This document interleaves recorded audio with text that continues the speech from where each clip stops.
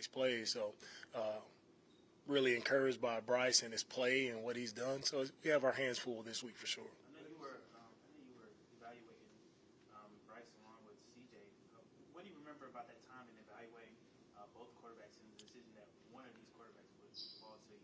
What do you remember about that? It was a good process going through the draft, evaluating both guys, Bryce, and CJ. Both guys that you've seen for both of them, they had a lot of experience. They played a lot of ball in college, and it was clear to me that both of those guys were the top two quarterbacks coming out in this draft, and they both, I think, done a really nice job. It's tough on rookie quarterbacks with what they're asked to do coming in. It's a lot on their plates, and I think both guys have handled it pretty well.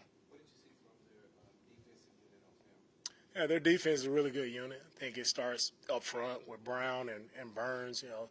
You want to play good defense, it starts up front. They have two good players up front, and they bring it every snap. Really talented players start, on the edge for sure with Burns. We have to make sure we have eyes on him and get him handled because he can wreck a game. So starts up front with those guys. In the back end, they play sound coverage. All right, guys fly around at the linebacker position. So it's a really good defense we're going against as well. They changed play callers. I know it's still the same players, but somebody different in the quarterback's ear and put things together. How does that affect how you guys prepare him? What do you expect out of Brown and what he brings to the table? Yeah, with Thomas starting as the play caller, I'm happy for him to get the opportunity. He's been a fast riser in this league. Going against him with the Rams, he's done a really nice job there with the running backs, tight ends. And now for him to get the offensive coordinator and also the play caller gig, I think speaks to the type of coach that he is. And, how much respect those guys have for him. So I know Thomas will do a really nice job of putting those guys in position to make plays. And I know, as any coordinator, that's what you want to do. You want to put your players in position to make plays, and Thomas will do his best job to do that for us. Hey, Coach, over the bye week, you guys picked up Monte Sanders off the waivers. Can you just talk about what you know about him and how you feel he can help in defense? Yeah, adding Majay is a young pass rusher that we wanted to add. Giving him another chance here to see what he can bring to our unit. His first day was out there today, so we'll see, throughout the week, how Majay gets, adjusted to what we do. But really like Majay coming out of college, and like what he's done in the past, last year in Arizona. Thought he was effective in getting after the quarterback, so excited to add him to our team. To have Tank Dell back and the kind of season he was off to, having him back, how much does that help this offense? Getting Tank back is big for us. Tank, as we all seen, he's made big-time plays every game that he's been out there. He's been consistent, a guy that we can count on when we need a big play. So it's exciting to have Tank back, and just thankful that he's healthy and he's back, feeling better, and he's ready to roll. I think it was super complimentary of you last week when we spoke to him and helping to turn around this team. I'm curious, when you started here, what did you feel like was most number one on your list when you got here? When you thought of okay, in order to turn the team around, I have to implement this part of me into this franchise. What was most important in that? I think the most important, piece for me and what I wanted to implement is just a style of play, a physical style of play, relentless manner of play. That's what I wanted to implement, right? I think it starts there, how you play the game. You want to win. You want to be recognized and respected by your peers in this league. It's about what you put on the tape. And so that's the first thing that I wanted to do is make sure, people respect what we put out there on the field. And then also, I don't know if it was your decision or somebody else's decision, probably your decision, but the locker room was kind of changed. They have different players in different spots, not quarterbacks with quarterbacks. What was the reasoning behind that, and why did you make that decision?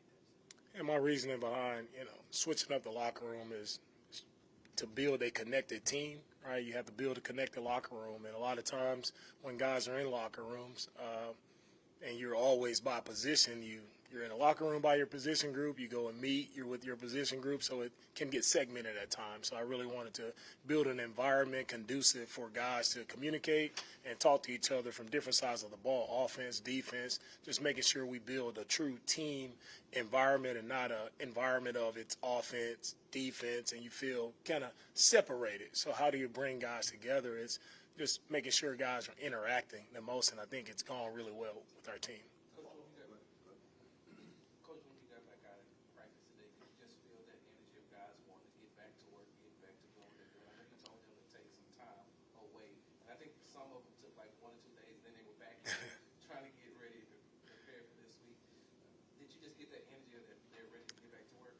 For sure, stepping back out to practice, you feel a different vibe. You feel a different energy from our guys. I think guys are refreshed. By the bye week, I feel like it came at the right time for us and where we were as a team. And guys are amped up. They're ready to get going. We're ready to go against a good team in Carolina this week. Follow up on Jonathan's first part of this question. When you try to implement a style, what's that balance of wanting to be physical but still have some finesse where you can be able to score quickly versus when you're too finesse where you can just go move much up and down the field but you have very little substance? What's the balance in trying to create that perfect marriage?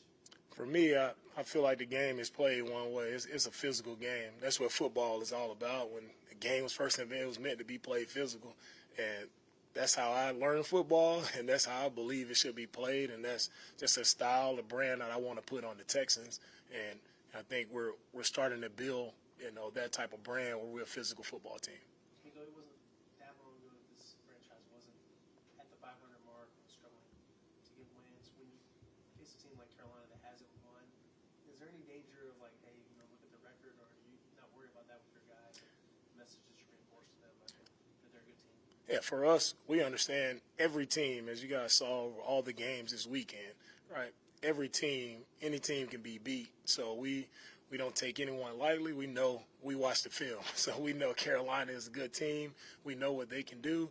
And so we don't take anyone lightly. We know we have to bring our best every week, and we expect the other team to bring their best each week. So we have to be on top of our A game. I know that you all take I know that you all take each game, one game at a time. You don't like to look too far ahead, but coming and leading up to the bye week, what are your expectations after the bye week? And will you implement a little bit more some of what you all maybe practice in training camp and say, okay, we're going to install this, but after the bye we'll install a little bit more?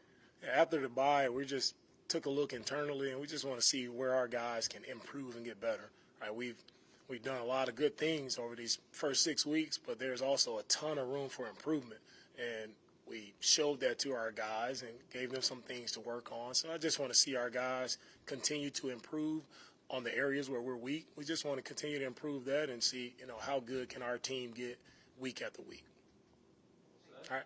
Thank you. Hey, Coach, I know it's going to be a while before we see him again, but if there's anything that you can share about the recovery rehab process that's going on with Derek Stingley, along those same lines, just an update on Juice.